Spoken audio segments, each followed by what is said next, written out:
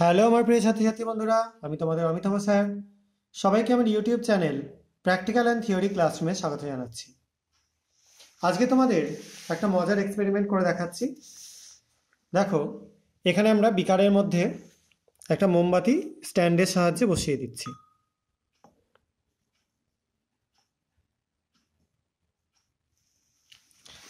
বসানোর পর মোমবাতিটা আমি জ্বালিয়ে দিচ্ছি।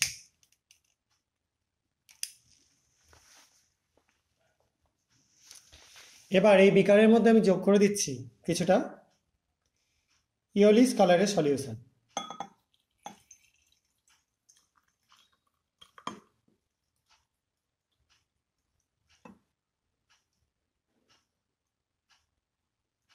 দেখো, যোগ করে দিলাম এবং এটাকে একটু ঠিক করে বসিয়ে দিচ্ছি।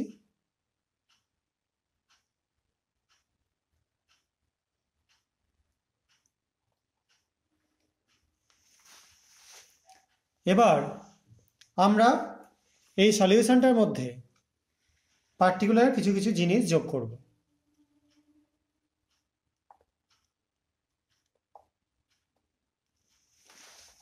প্রথমে পটাশিয়াম ফেরোসায়ানাইড যোগ করে দিচ্ছি, দেখতে পাচ্ছ। এবং তারপর আরেকদিকে যোগ করে দিচ্ছি অ্যামোনিয়াম থায়াসায়ানেট। তার মানে এর মধ্যে আয়রনের সল্ট আছে, তোমরা বুঝতে পারছো নিশ্চয়ই, কারণ নিশ্চয়ই বুঝতে অসুবিধা নেই। দেখো,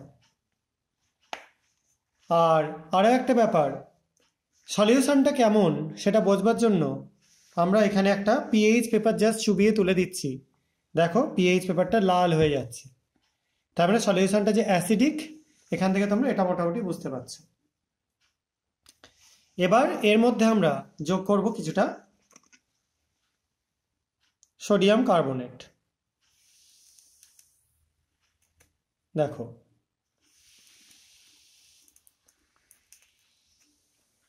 সোডিয়াম কার্বনেট যোগ করবার সঙ্গে সঙ্গেই এখানে তৈরি হচ্ছে কার্বন ডাইঅক্সাইড গ্যাস, এবং যেটা তৈরি হওয়ার জন্য মানে যে মোমবাতির শিখাটা, সেটা দেখো ক্রমশ দুর্বল হয়ে পড়ছে, আগের মতো সুন্দরভাবে চলছে না। কিছু বাবলস উঠছে এখানে ছিটকে ছিটকে, এবং সেই বাবলসটা উঠবার জন্য এখানে কিন্তু কিছুটা সোডিয়াম বা পটাশিয়ামের কিছু যৌগ ওপরে উঠছে, এবং সেটার জন্য মোমবাতির শিখাটা হালকা হয়ে জ্বলছে, কিন্তু আগের মতো সেই ঔজ্জ্বল্য ভাবটা আর নেই।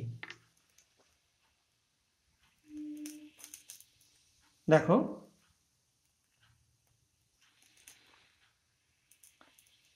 আমরা এরকমভাবে কার্বন ডাইঅক্সাইড যতটা তৈরি করতে থাকবো, এখানে কিন্তু দেখো ওপরে কিন্তু এখনো পর্যন্ত বাতাসে অক্সিজেন রয়েছে। এবার যদি আমরা এর ওপর দিকে এরকম করে একটা চাপা নিয়ে চলে আসি, তাহলে দেখো আস্তে আস্তে মোমবাতির শিখাটা পুরোপুরি নিভে গেল। ঠিক আছে, এখানে কিন্তু কার্বন ডাইঅক্সাইডটা প্রচুর বেশি পরিমাণে ছড়িয়ে গেল, সেই কারণের জন্য নিভে গেল। আবার এটাকে জ্বালিয়ে দিলাম।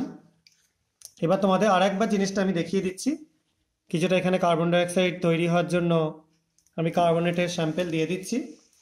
এবার জাস্ট এটাকে দিয়ে দিলাম। দেখো, দেখতে পাচ্ছ শিখাটা একদম নিভে যাচ্ছে।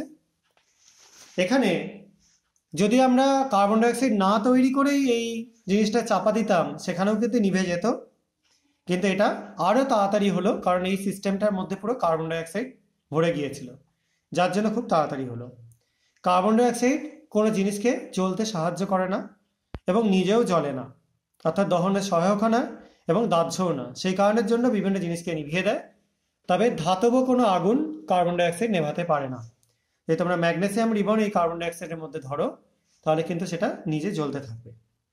আশা করা যায় তোমরা এই এক্সপেরিমেন্টটা থেকে বুঝতে পেরেছো যে কার্বন ডাইঅক্সাইড তৈরি হলে কিন্তু বিভিন্ন জায়গাতে যে অগ্নিকাণ্ড, সেগুলো ছোটোখাটো অগ্নিকাণ্ড হলে সেগুলো নেভানো সম্ভব। আজকের এই মজার এক্সপেরিমেন্ট আমরা করলাম, আশা করা যায় তোমাদের ভালো লাগবে। এরকম ভিডিও ভালো লাগলে চ্যানেলটা সাবস্ক্রাইব করো, ভিডিওগুলো লাইক এবং শেয়ার করো। এবং আর একটা জিনিস তোমরা দেখতে পাচ্ছ কিনা জানি না, দেখো এখান থেকেও কন্টিনিউ বাবলস উঠছে। আমি এখানে মার্বেলের টুকরো নিয়েছিলাম, যেটা অ্যাসিডের সাথে রিয়াকশন করে কার্বন ডাইঅক্সাইড তৈরি করছে। তো এখান থেকেও কিন্তু কার্বন ডাইঅক্সাইড কিছুটা হলেও উঠছে। ঠিক আছে, তো সবাই খুব ভালো থেকো, আজকের মতো এটুকুই।